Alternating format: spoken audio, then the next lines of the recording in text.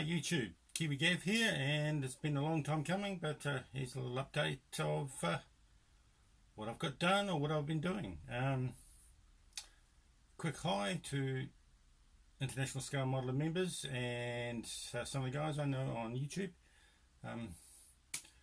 Good to catch up, and the Friday night guys, great show as always, and always look forward to the next, and one day I hope to join the hangout, so it'll be good.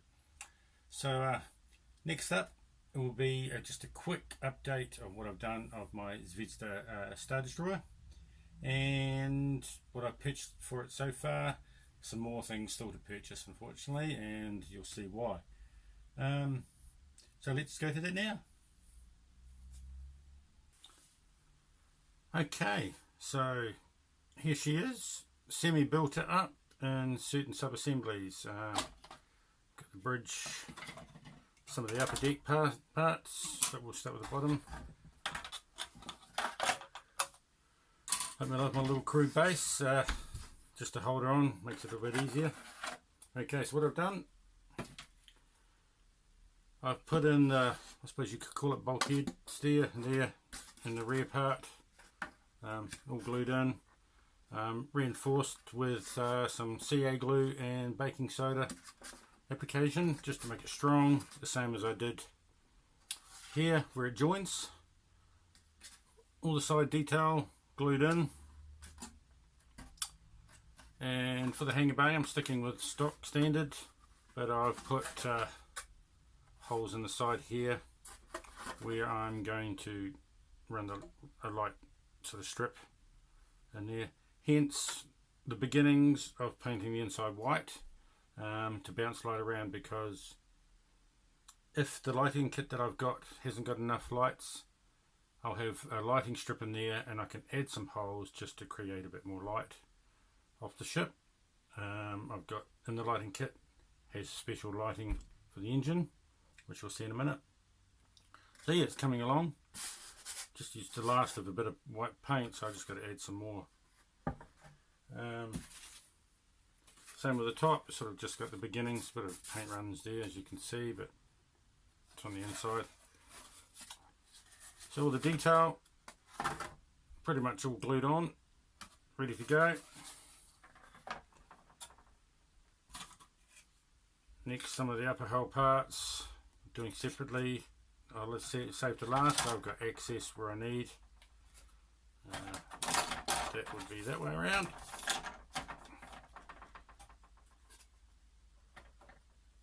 And then what we've got is the bridge, glued as much as I can, leaving some open for building access. Pre-drilled a hole there for fibre optics to come up through, which corresponds to that hole there.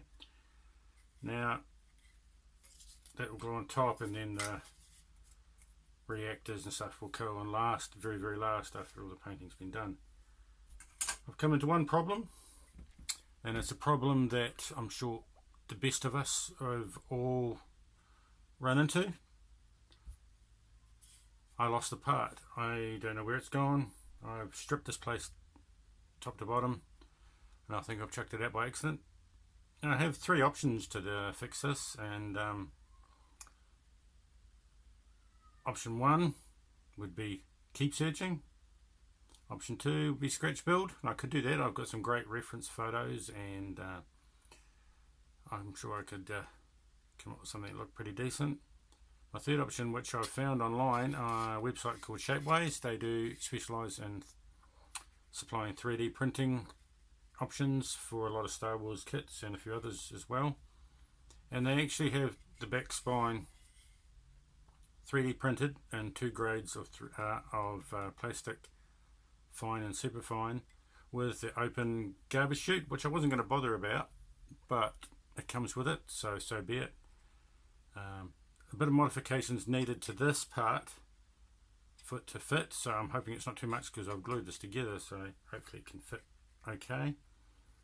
And getting there, and once the lighting's in, button her up, double check the lighting, close it down, and I may use CA glue in points, so if I ever had to get in there, all I gotta do is pop it and she'll come apart, rather than any of the modelling glues as such out there which melt the parts together. So that's that. And then what I brought for it, oh, not forgetting, primed the main engine bells. I did have a bit of a kink in one, but I've managed to sort of heat stress it back, and then a bit of sanding. I think once it's painted, it'll just look like a bit of weathering, so need a bit of metallic paint and a bit of weathering and be done. But what I've got here is a very, very cool thing by Green Strawberry, and it's a full lighting kit with fibre optics, SMDs and LEDs. Crudely wired together to demonstrate for this, but basically the components are control board. We've got 3 LEDs for the small engine lighting. We've got some little mini boards of 3 SMDs for the main engines, and then we've got 3 lots of 3 clusters, so each one cluster, so we've got 9 clusters approximately of 120 fibres. Apparently it's enough. They are 0.2, so I've got to get myself a 0.2 drill bit because I broke mine. So I have got a 0.3, but it just makes it too big a hole. But what I've added to this is a remote on and off. So this I got off eBay. Thought it was a good idea, but I've been having trouble this thing not operating too well. I don't know if it's the battery, but I'll try a new battery, and if it still does the same thing, I'm going to remove it and just have a switch on the base, because I don't really want problems happening inside the kit once she's buttoned up, really, if I can avoid it. So what I'm going to do, I'm going to, hopefully you can see when I lie on, I'm just going to power this up, and you'll see the effect. What I'll do is I'll just turn this one light on, off. There's still a bit of light from outside coming in, but hopefully you can see the effect, so just give me a sec.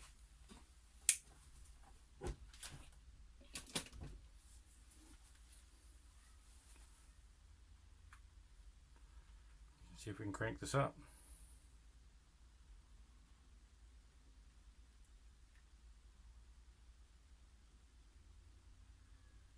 Here we go. It's basically lights up like a startup sequence on a ship. If it had sound, it'd be even better. So there's your engine lights starting to pulse. Then the other auxiliary engines will kick in.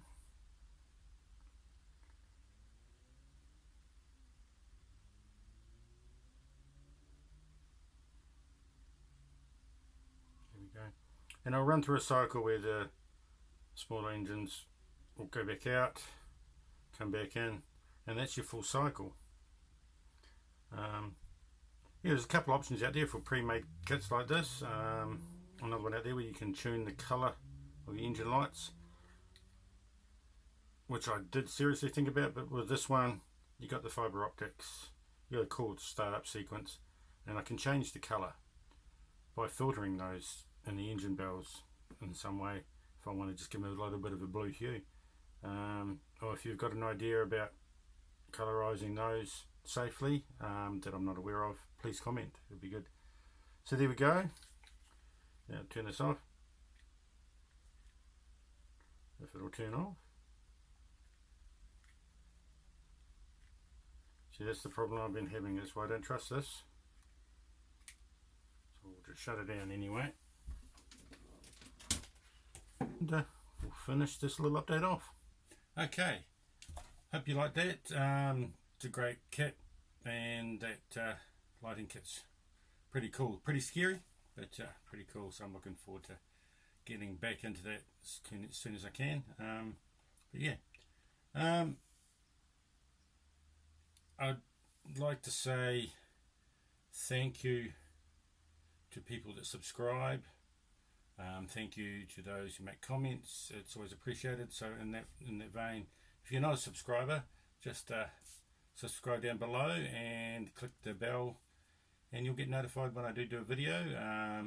I try to subscribe back when I remember, and so yeah, many thanks to those that have subscribed. The number's getting up there. I'm not sure what the last count is, but the next update I should see what number I'm up to, and yeah. So what's up next? Well, while I'm waiting on stuff for the Star Destroyer, I'm building up supplies for my next build. In New Zealand, it does take longer to get things here. Hobby shops are very far and few between. There's virtually nothing here in Nelson, a little one that doesn't carry much and charges a premium. I would like to support a local brick and mortar hobby shop, but on my budget it just can't be done. So my way of doing things is eBay, selecting the stuff with free shipping, which does limit my choices, but I get by, it's okay. And just waiting that a little bit longer. So unfortunately I can't join some of those group builds because it just takes too long to get ready. I don't have a stash, and yeah, it's just the way it is, I suppose. So yeah, for Christmas I'm going to build this beauty. I've always been a fan of the Calisonic livery, and first up is the R34. I think this kit came out in the early 2000s. There's been 2 or 3 releases since, which I'll get those kits hopefully, and there's one Primera, so it'll be quite cool to collect all the Calisonic race cars. What I plan to do is possibly, please comment if you think otherwise, not go with the TS44 colour for the Calisonic blue. I'd like to try the zero paints, unless someone states that the TS44 is a better colour match. Either way, but I'm going to a 2K clear. Haven't decided what 2K clear. Do I go down the zero diamond 2K, or do I look for a industrial pro range type thing like Paul uses here in New Zealand? I do run into the danger of finding something a bit too hot locally probably, but yeah, so make a suggestion down below, that'd be great, very much welcomed. And yeah, I've been watching Sharpie's video on this kit, and that again has been very helpful, and it's making my planning a little bit easier. And I think the seatbelt wise, I'm not sure which way I'm going to go, fabric or photo etch or just the decals. That's what depends on what I can find. As far as a car like this, if I did have another one in the stash, I would try and join in Paul's sort of aftermarket little build he's doing with the livery. So that'd be pretty cool, but I just don't think I've got the time. 6-week time period takes that just to get one kit here, unfortunately, so it's a bit out of my hands. But yeah, so that's it, and once again, thank you for subscribing. Watch ISM live, I recommend it, fully recommend it. If you're not a member of ISM, go and join.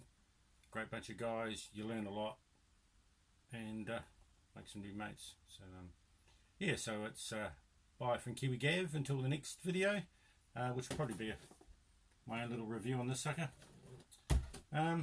Yeah, enjoy your winter, summer, wherever you are in the world, and take care. Bye bye.